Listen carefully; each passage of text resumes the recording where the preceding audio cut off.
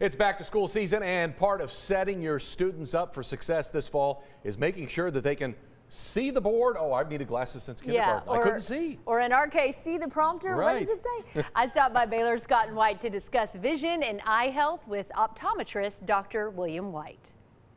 So let's just jump right in, Dr. White. When should kids be getting their first exam? And truly, even after that first one, this is something they need to keep coming back and getting checked for.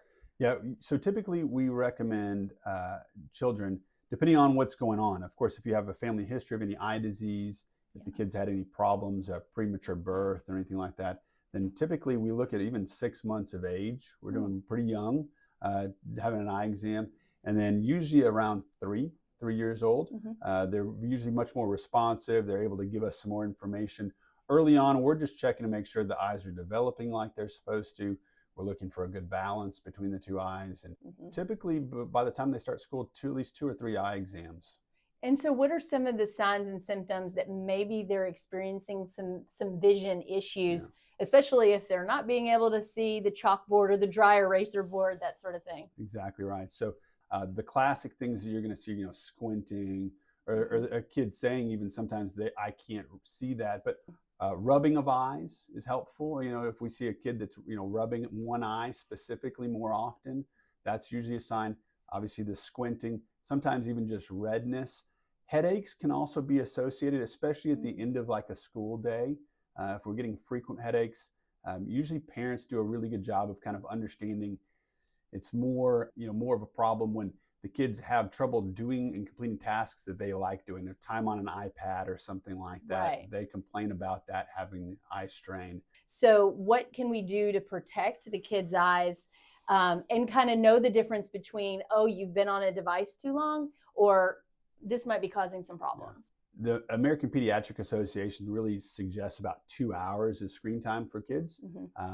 Trying to get outside. When we're looking at just eye health development, outside time is really key.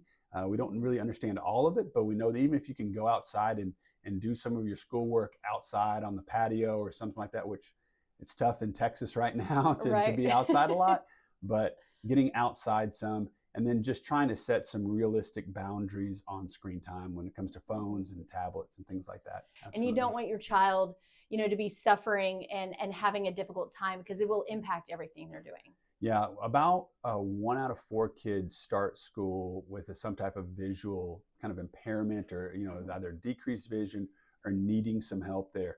And so we find that a lot of kids, they avoid schoolwork. They're labeled as ADD, or they have other issues. Think that sometimes they just need remedial help because they're having trouble with reading or math. And a lot of it comes down to the fact of that it's uncomfortable for them to read or to do these things, and some glasses could really go a long ways in furthering their education and helping them in their school time. Well, I know my kids want glasses just because they think it looks cool. Yeah, it's become a cooler thing. It used to be something that kids were teased about, and now a lot of people wear glasses. You see a lot of athletes with glasses when they don't really necessarily need them, but it's become a lot better as far as social acceptance and things like that. And it's great because it's helpful. I mean, it really helps kids in their development. Well, you've given us some great information, especially for parents to think about. Thanks so much. My pleasure. Thank you.